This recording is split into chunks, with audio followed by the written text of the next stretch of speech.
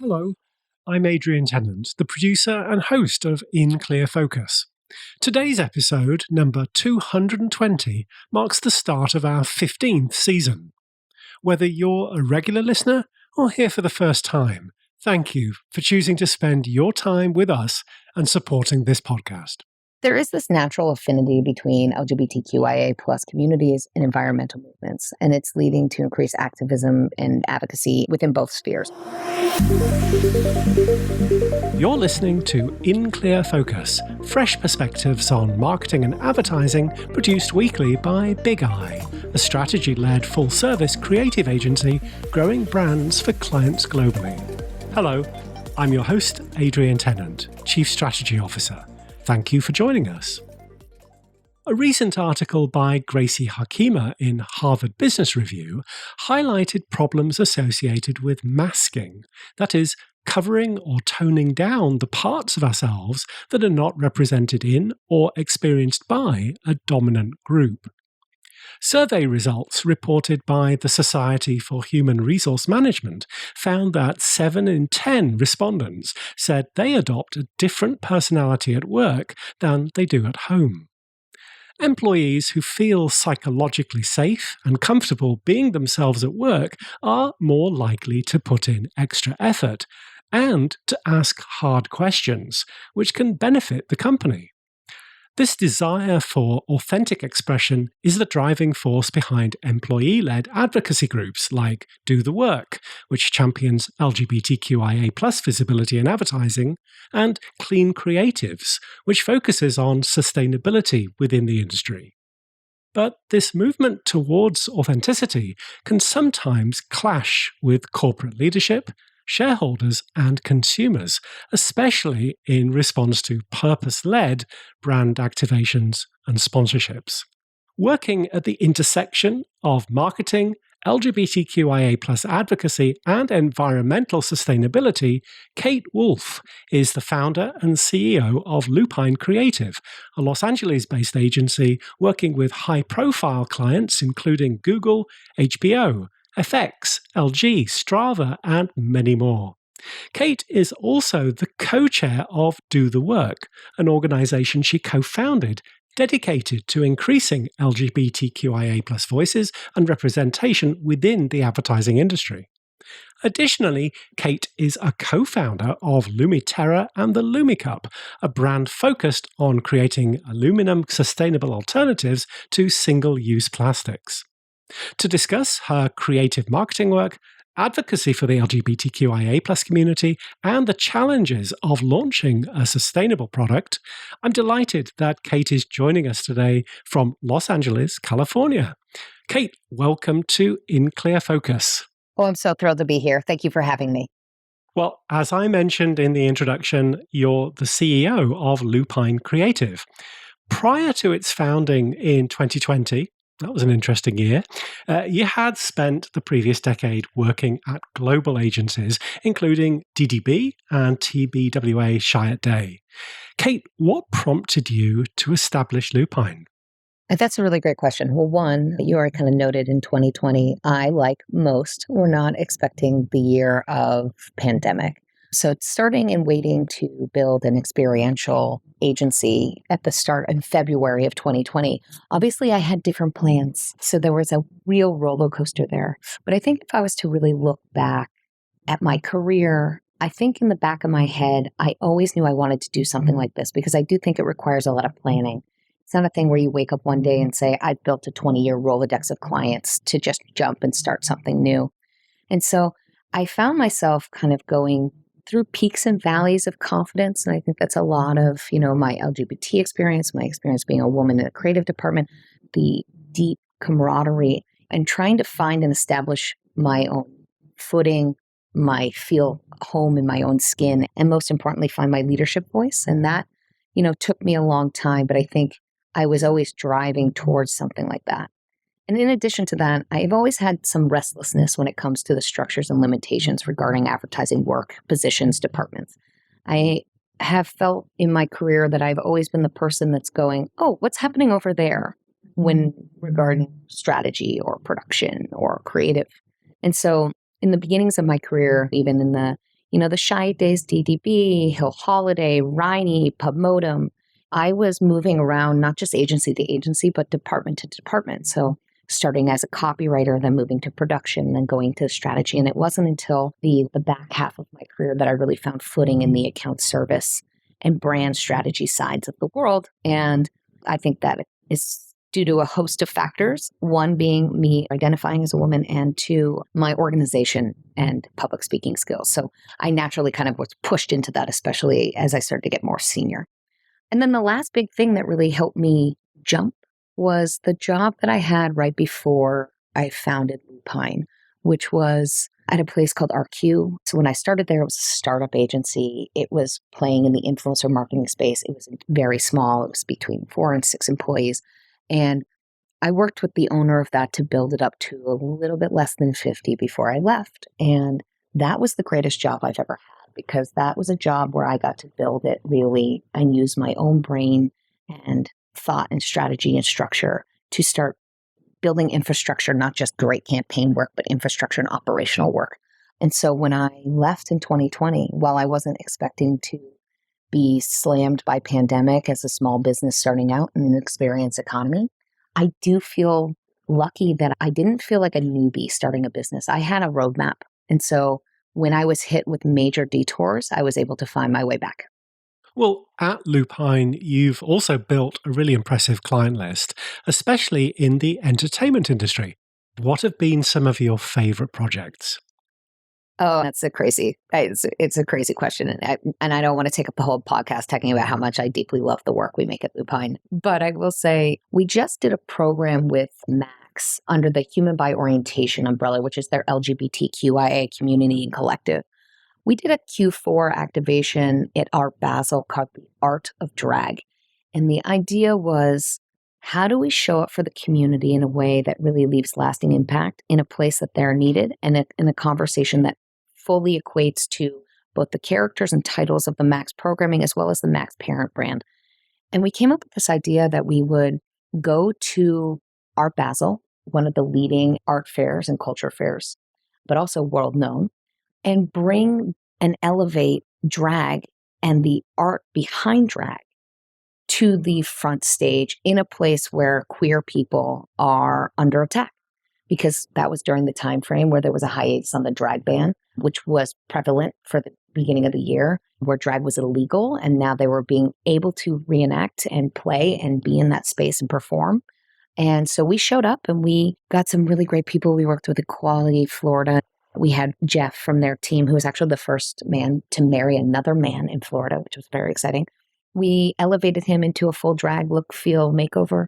And we chronicled that experience and partnered with Out Magazine, Out Media for the Advocate and Out to cover it. And it was incredibly powerful. And we gave most, if not all of the money to queer creators. So we were fueling that economy in a place where they need it. So I loved that piece of work. And that's an example of this balance of being like hardworking and good for everybody involved in a way that we feel like there's lasting impact. But, there's so much work that we've done at Lupine that I deeply love, whether it's like making a fridge for LG Sexy and turning it into a speakeasy that you walk through. Like, how do you get a fridge on page 6? The key is Anthony from Queer Eye, but also, make it a bar. It's things like that. It's like, how do we work smarter, harder? What's a surprising thing that we can put in play that's really creative at the forefront, but maybe not so expensive, just culturally in tune? Is it famous? Will the press write about it? Kind of vibes. 2020 was a busy year for you. Not only did you start Lupine, but you also founded Do The WeRQ with a friend of In Clear Focus, Graham Nolan. For listeners who may be unfamiliar with the organisation, Do The WeRQ's mission is to create positive, tangible change in LGBTQ+ representation, inclusion, equity, and share of voice within the US advertising and marketing industries. Kate, what motivated you to get involved? Well, one, you've met Graham. He's extremely convincing. I love Graham. Actually, Graham and I, we have a great story. Do the WeRQ is, I call it the legacy for me. It's the thing I deeply care about because I have lived that experience in this space. And I would like to spend the rest of my time in this career and field, making it better for others coming up. And so that was a big part of it. But when I met Graham, I was actually introduced by the original queen. The joke is the original queen, which is the Dairy Queen, is how Graham and I know each other. Because a good friend of ours, a collective friend, Bevan Mahaney, who actually I grew up with and met at a Dairy Queen when I was 16, worked with Graham at Gray. And he was talking about finding somebody that might be able to get this off the ground with him. And he had a general idea.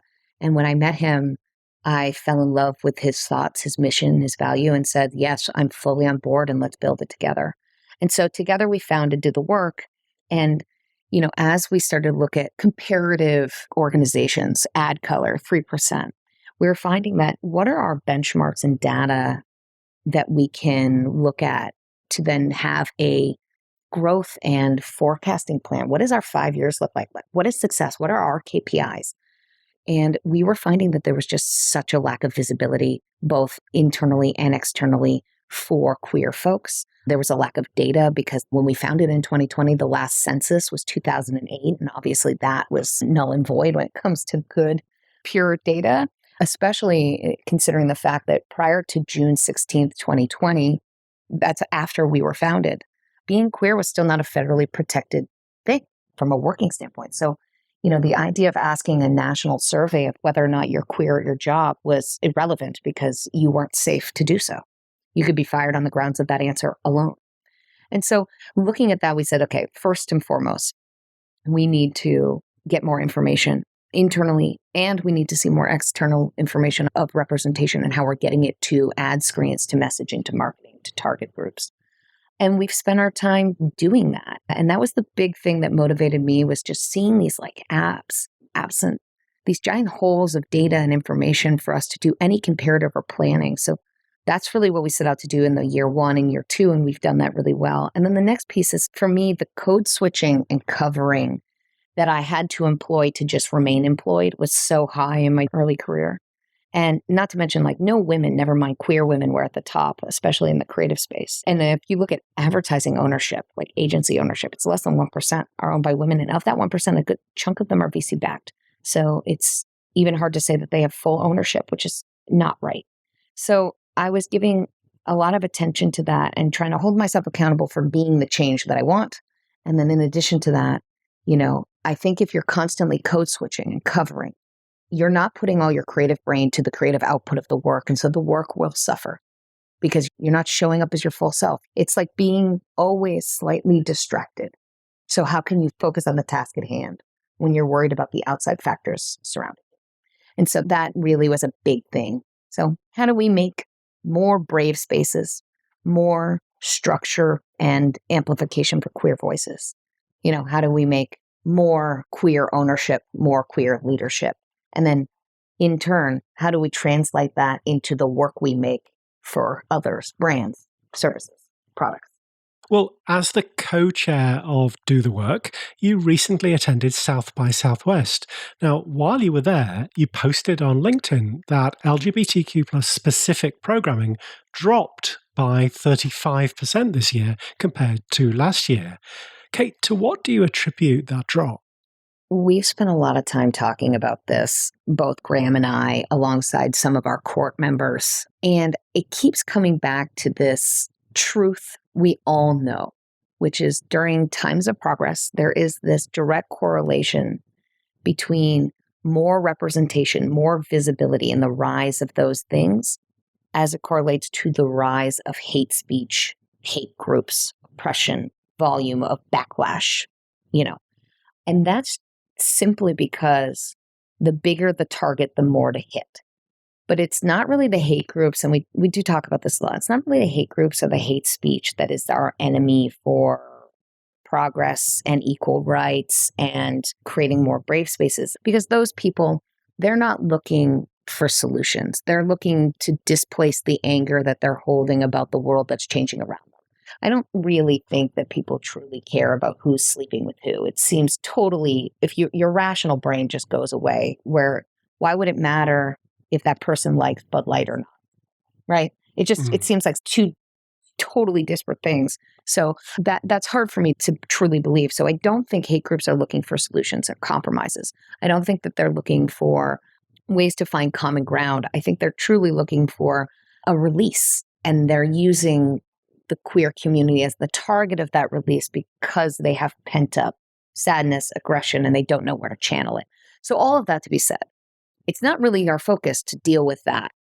Our focus at Do The Work is to focus on the real problem, which is what's causing that 35%, drop, which is the insecurities amongst allies during times of turbulence. It's the environment of which people are worried about a polarizing market or audience space or, topic, and worried about upsetting others. So they'll just wait for the thing to blow over. That for us is so hard because we see it happening immediately. The risk and reward for allyship drops because the risk goes up and the reward stays the same, because the reward is always show up for the people you care about. But we do see risk go up. The likelihood of having backlash by supporting people in a turbulent time is much higher than when something is calm. So, that's something that I really think I attribute the drop to, which is there's this insecurity and inaction that's happening during this turbulent time, and brands and festivals waiting for it to blow over because they're trying to play it even. They're trying to play both sides while it's such a triggering topic. But at the same time, and I remind every brand that we talk to, it's the time we need it most. Showing up in a turbulent time means you're showing up when there's need. It's not showing up when things are calm. And I think that's an important distinction, and I hope to see more brands do it. But I do understand why they're not, because they're worried. Yeah. Let's take a short break. We'll be right back after this message.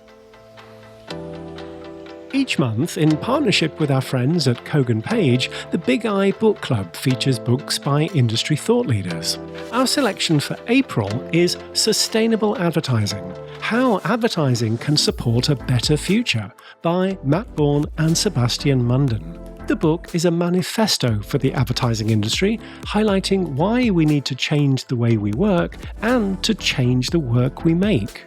Sustainable advertising incorporates best-in-class case studies and practical guidance from the ways ads are made and distributed to the products, services, and behaviors they promote.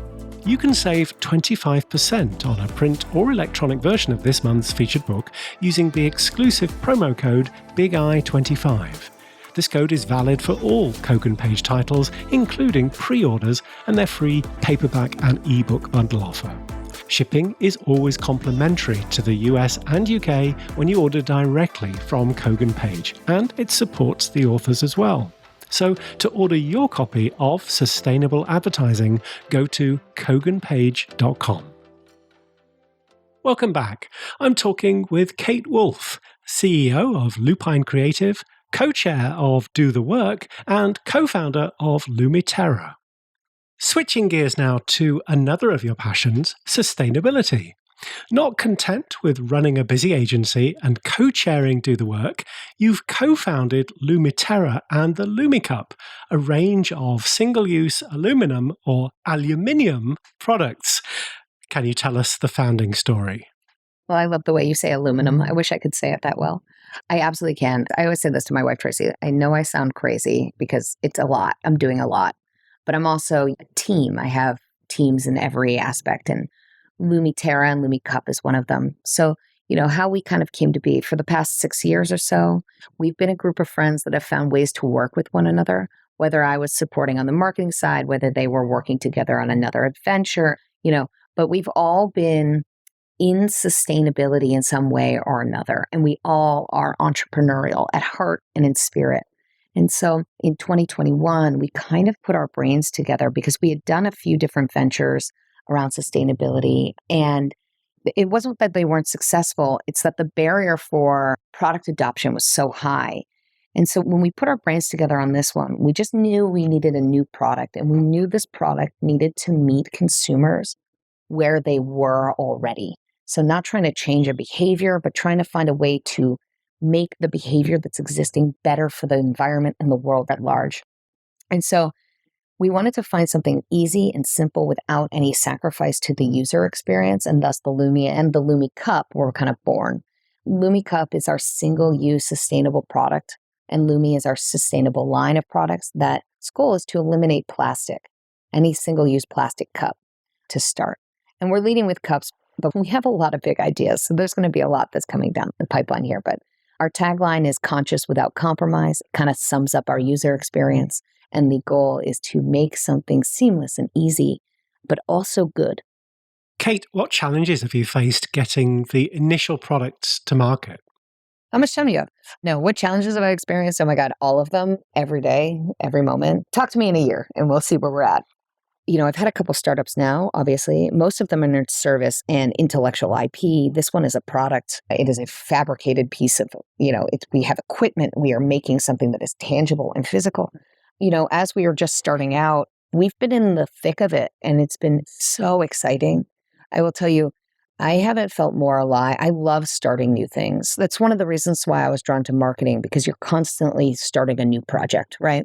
And I didn't realize I could apply that to companies. And now I feel like a Pringles can, like once you pop, the fun don't stop. So I am finding myself like really enjoying the experience of finding routes to find source material, to adjust our machinery, to finding the best messaging and platform, to quality checking that message to make sure it lands internationally, to signing up and trying to beat timelines to get in, venues at a certain time frame.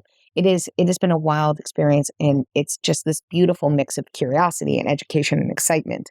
And as a joke, but like that's a blend of drink I could drink forever, and I would especially do it out of a LumiCup. I love it. The advertising industry advocacy group Clean Creatives has revealed that despite big ad agencies holding companies' claims about environmentalism and pledges to reach net zero emissions by 2030, they continue to work extensively for fossil fuel clients. WPP topped Clean Creative's annual F list with 55 fossil fuel contracts, but all the other major holding companies, Omnicom, Interpublic, and Publicis, have contracts too. Kate, what's your take on the revelations from Clean Creatives? I mean, to be totally honest, it's not really surprising to me because it feels a little bit unavoidable. And I know that's kind of as somebody that has dedicated their lives to, underserved representation as well as sustainability. But I do think it would be silly of me to not acknowledge that these major companies need major lucrative brands to fuel them, pun intended on fuel. But, for them to not work for a company like this would decrease the size of the company they are and the lifeblood of these holding companies. And I do think there's some truth to that. And so the real question is, like, how do we, as employees of said companies, as people acting in our economy, like, how do we make changes that make them make changes? And that's really hard to do, but it has to come from a collective conscious, right? So how can we do better? Like, can we ask for greener initiatives internally, externally when producing things? Can we work together to make strides to get in the right direction? I really wish it was more black and white, but it does feel a little gray here because it would be very hard to rip off a Band-Aid from a holding company, perspective, like if an Omnicom or a Publicis, right? Because they're funding so many people's jobs that to do so, to walk away, it means that revenue would go away. And so it's mostly about finding ways that we can all make the right steps forward and towards a more collective conscious around the environment. So the work we do does better and hurts less, and get these larger companies that are destroying the environment to make concessions with us. And I think that is really the only way, because I'm cynical. I'll tell you that right now. I just don't think that if Omnicom fired one of their major clients that made that list, that another company like Publicis or Interpublic wouldn't pick it up. That is capitalism at its finest. And so it's, how do you decide collectively that we can do better and then make sure we all do better? I do not have an out-of-the-box solution for that, unfortunately. Right.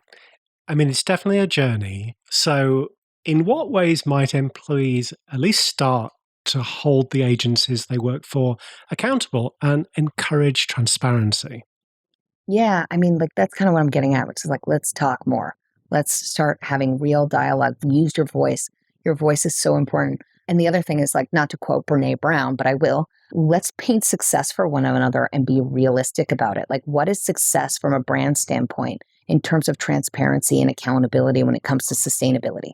What is that on an individual standpoint? What are the things you're holding yourself accountable? What does that success look like? And be realistic about it. Like, what are your actual goals to move a production towards something? I know, like with Lupine, we used to do a lot of packaging. And so one of the things that we made ourselves accountable for is to do the least amount of trash in the best way we can do. So when in 2020 and 2021, we were doing a lot of gifting. How do we make stuff that is not designed to be thrown away? You don't need to put everything in a branded box. You can put it in a duffel bag and they'll keep the duffel bag and they'll use it. One thing down. So like, how do we do even small steps like that where we have, okay, at the end of the year, I want to make 40% less trash. Great, let's do that. That's something we can work towards. And then the last thing is, let's show up with our money, because money talks more than anything. Let's make larger companies no longer be the lifeblood of these holding companies by challenging them with our wallets. That's an individual conscious decision. And that is a way to show up on a micro level that has macro effects. Well, as we've been talking, I'm wondering, do you think there are any parallels here with LGBTQIA plus advocacy? Oh, yeah, for sure. I mean, you're talking about the performative nature of everything. Greenwashing is something that, again, we'd have to have a separate talk. I will get irate and immediately start spinning out. And pink washing is the same. We always like to say, we're gay in December, so come on around. Can you imagine if we were only queer for 30 days? It'd be nuts.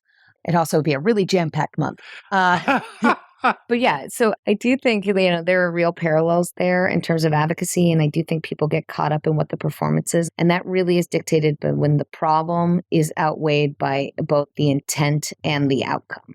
So I would like to see less of that. Would be great.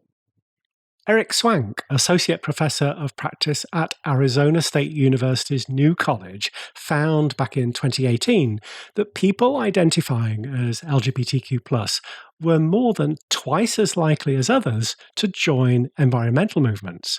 Fun fact, Harvey Milk, the first openly gay man elected to public office in California back in the 1970s, championed environmental sustainability alongside the fight for gay rights. Kate, what's at the heart of this relationship between LGBTQIA+ identity and interest in environmental issues? I mean, is it wrong to say that we just care more? No, I'm kidding. We don't, but I wish that was the answer. There is a natural affinity between these groups. I mean, the Harvey Milk thing, even come out wherever you are, was such a champion, around representation. We think about that on the Do The WeRQ side all the time. You're more likely to vote, to side, to become an ally. And the stat's still true. It flips from 2 to 1 and 1 to 2 based on if you know somebody that is queer, whether or not you support queer issues. So that is a amazing stat. It takes one person to shift somebody's entire viewpoint. But there is this natural affinity between LGBTQIA+ communities and environmental movements, and it's leading to increased activism and advocacy within both spheres. And I think that's due to a host of factors, one of them being the shared experience of marginalization in general, especially within the political climate in the U.S. right now. Alongside that, there is this intersectionality of these issues revolving around nature and social rights. There's this natural cohesion of an effort where somebody feels like their voice isn't being heard. And so it's hard for nature to have a voice, and marginalized folks do not have a voice, right? So there is this natural affinity born from feeling displaced. And then I also think there's this natural understanding within the LGBTQIA community that environmental folks are disproportionately affected by environmental degradation, disproportionately affects marginalized communities in general. So our environment is really important because and this is true for LGBTQIA, but it's also true for any marginalized group, we live in the worst places. We tend to be put in corners. And so our environments, if the global environment starts to decrease, we often feel it first. So such as fighting for environmental justice or healthcare or well-being for LGBTQIA individuals. These are all particularly vulnerable positions for us. And it's something that we are deeply in tuned in. So I do think there is a direct correlation between sustainability, environmental rights, and queerness. So much so that actually LumiTerra, the LumiCup, Lumi, the brand, is run by, we co-founded by 5 individuals, 3 of which are of the community. Listeners will probably have a sense of how you've successfully integrated your passions for creativity, LGBTQ plus advocacy, and sustainability into your career. So, Kate, what advice would you give to young professionals who also identify as LGBTQIA plus and want to make an impact that aligns with their interests and beliefs? You know, at the risk of sounding like a much, much older millennial, you better work is kind of my vibe. I just, I wish it was easy for me to say, like I am where I am because I innately knew what I was doing, or that I was always able to do whatever I wanted to do. But the honest answer is that I've had to work really hard, and I have worked really hard for all of my career, including now. I've spent my days arriving first and leaving last for most of the time of my journey in professional worlds. Not to mention that, I didn't always have a job I was so deeply passionate about, but I was so deeply passionate in my own education. And for other queer folks, I cannot tell you enough, like, if you love yourself, take care of yourself, and find value in the things you do at work, even if you're doing something that feels beneath you or administrative or non-creative, or, these things, you can learn from them and you can apply skills and techniques and understanding of different audiences and processes in a way that can elevate you in the office, outside the office, in different passion projects that you might have floating, what your side hustles are, all of those things. But it does come from grit, tenacity, and dedication. And I've always found that the more I knew, the more I could influence a room. And where I am now, I can eventually influence the building, right? And that is really how I found a way to make real impact that aligned with my interests and beliefs. My advice is that you get in there, you log the time, you ask good questions, and you step up for your teammates, because this is a team sport. It just is, especially in marketing and advertising. It is designed to shuttle whatever the creative thought or conscious is around different departments to get their own shine on it and change it. And it's important that you show up for your teammates and that you learn as much as you can. Because that would be any young person coming in, if you want to really lead impact, you got to start working now. It's not just going to happen to you.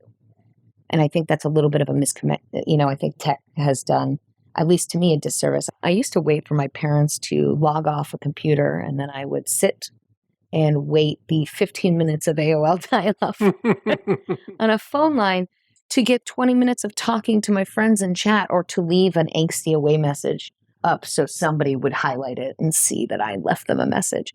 Like, I think about my patience with technology, and I think that patience has stayed, maybe not with tech, but definitely with life. But with like phones now, or applications, or basic technology, if something doesn't work the first time, I might as well have a total mental breakdown, hissy fit, just come undone. And it's crazy to me that I used to sit in front of a computer for 15 minutes as though that was the norm, and just being totally fine with that. And all of that to be said, what I mean is, don't get caught up in the age of immediacy. Just always have immediate understanding of what you're earning in the moment, whether that's monetary, whether that's education, whether that's experience. But earning things can be found in so many different ways. Make sure that you're feeling full every night you go to bed, but your fullness is based on stuff that is building towards something that you want. And then lastly, and I say this to everybody, every person, check the server. Check the server. It is a well-archived knowledge base that will give you or any person a leg up or a head start in any new job, any place like that. And no matter your level, check the server. When you start a new job, spend 1 week of your first month, like at least like 1 week of work, just combing through it, opening documents, reading things, looking at process and formats and how other people think and other creative ideas and how people are laying stuff out. And you will just be so much better off than the person next to you. It's basically what ChatGPT is now. They're just doing it for you. And eventually you'll have that. We'll all have that. But for right now, if you want to beat the game, look at the docs that you have access to. Use the resources you have in front of you. Great advice. Kate, if In Clear Focus listeners would like to learn more about Lupine Creative, Do The WeRQ, or LumiTerra and the LumiCup, what's the best way to do so? Oh, you can definitely find me on the internet. That's absolutely the place to find me. A bunch of different @ handles here. Lupine Creative, LUPINE Creative. Do The WeRQ, that's Do The WeRQ, WeRQ, because we are queer. At the LumiCup, which is LUMI. See what we did there? Aluminum, Lumi. We're very brilliant. Those places you can easily hunt me down, but if you want to just email me, the generic Lupine is the fastest way to get to me, and that's Howl, like at the moon. So howl@lupinecreative.com. I love to hear from you. I see what you did there, Kate Wolff. That's very cute. Yeah, love a good wolf pun, where I'm sitting in the den right now. My pack's outside. I'm sitting in my office. It's called Alpha. We love, it's never ending. It's perfect. Kate, thank you very much for being our guest this week on In Clear Focus. Oh, I loved it. Thanks for having me. Thanks again to my guest this week, Kate Wolff, CEO of Lupine Creative, co-chair of Do The WeRQ, and co-founder of LumiTerra. As always, you'll find a full transcript of our conversation and links to the resources we discussed on the Big Eye website at bigeyeagency.com. Just select Insights from the menu. Thank you for listening to In Clear Focus, produced by Big Eye. I've been your host, Adrian Tennant. Until next week, goodbye.